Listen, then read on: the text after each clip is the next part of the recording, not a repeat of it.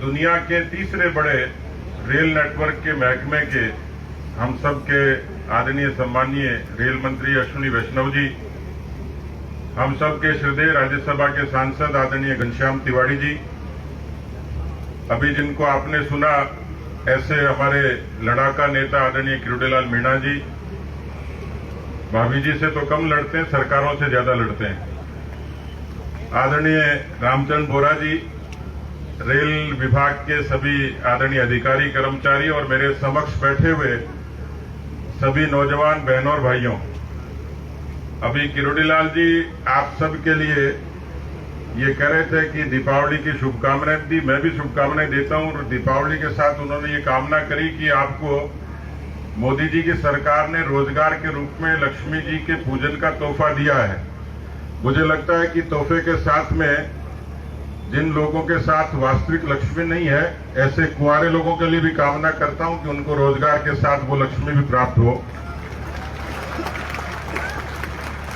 अच्छा, तालियां बजा रहे हैं, इसका मतलब ऐसे कई लोग हैं जिनका जुगाड़ बाकी है। मित्रों, हम सब गर्व कर सकते हैं कि दुनिया का सबसे बड़ा लोकतंत्र और उस लोकतंत्र की अक्षुण्णता भारत के जनमानस ने रखी। अनेकों ऐसे अवसर आए जब इस देश के लोकतंत्र पर आघात भी हुए, लेकिन अनेकों अवसरों पर भारत की जनता ने उस लोकतंत्र की ताकत का इजहार किया, परिवर्तन किया। आज मैं कह सकता हूं कि मुझे कोई पूछे कि एक उपलब्धि हिंदुस्तान की बताइए, तो यूं तो बेशुमार है। दुनिया का सबसे बड़ा मानव संसाधन, अंतरिक्ष की 100 से ज्यादा छलांगे, इतनी सारी प्रतिभा कि दुनिया का सबसे विकसित देश अमेरिका, लेकिन वहां सेवा करने वाले डॉक्टर और इंजीनियर और सॉफ्टवेयर इंजीनियर भारत के, इतनी सारी खनिज संपदा, इतना सारे पर्यटन का नैसर्गिक सौंदर्य, और कोरोना की विभीषिका में जिस एक सेक्टर ने इस हिंदुस्तान की अर्थव्यवस्था को थामे रखा, ऐसी हमारी खेती की अर्थव्यवस्था जिसने 3.4% से हिंदुस्तान की आर्थिक रफ्तार को बनाए रखा।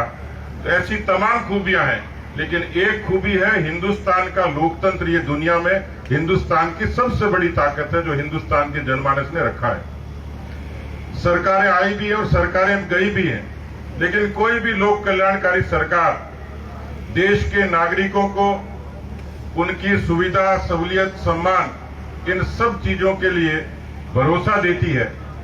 हम सब का सौभाग्य है कि देश में एक ऐसे नेता, देश के प्रधानमंत्री हैं जिन्होंने जनधन से लेकर, उज्ज्वला से लेकर, आयुष्मान से लेकर, आवास से लेकर हिंदुस्तान के आम आदमी के जीवन को बदलने की कोशिश की है। और उसमें रोजगार भी शामिल है। 10 लाख बेरोजगारों को रोजगार, ये खैरात नहीं है, उन नौजवानों का सम्मान है जो परिश्रम करके अपने माँ बाप के सपनों को पूरा करते हैं। अश्विनी वैष्णव जी की साक्षी में हम सब लोग इस गरिमापूर्ण कार्यक्रम के साक्षी बने हैं। मैं उनका अभिनंदन करता हूं कि देश के प्रधानमंत्री जी के उन सपनों को पूरा करने के लिए आए हैं। मैं एक छोटा अनुभव आपसे साझा करूंगा। मैं भी पिछले दिनों सूरत गया, मुझे अहमदाबाद जाना था, और अहमदाबाद जाने के लिए मैंने पूछा कितना समय लगेगा, तो उन्होंने कहा सड़क से 4.5 घंटे लगेंगे, ट्रैफिक भी रहेगा। तो मैंने कहा दूसरा साधन कौन सा हो सकता है? तो उन्होंने कहा कि ट्रेन मिलेगी आपको सूरत से अहमदाबाद की। मैंने कभी उस ट्रेन में यात्रा करी नहीं थी। अश्विनी जी, मैंने वीडियो भी उसका जारी किया है, उसकी सबसे ज्यादा रीच है।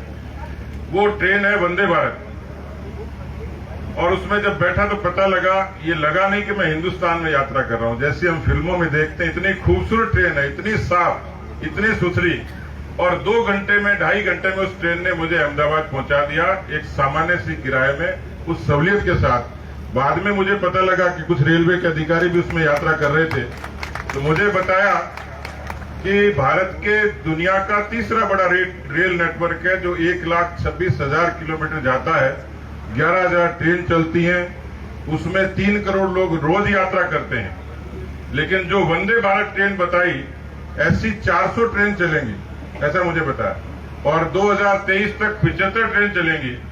तो मुझे लगता है कि बोरा जी और किरोड़ीलाल जी और घनश्याम जी भी यही कहने वाले कि वंदे भारत जयपुर और दिल्ली के बीच में चला दें। तो मुझे लगता है कि जो नवाचार हुए, जो बदलाव आया, जो अक्सर लोग कहते हैं बदलता भारत कौन सा है, नया भारत क्या है, यही नया भारत है कि जिसमें छोटी से लेकर बड़ी चीजों तक हिंदुस्तान को बदलने की कोशिश हुई है।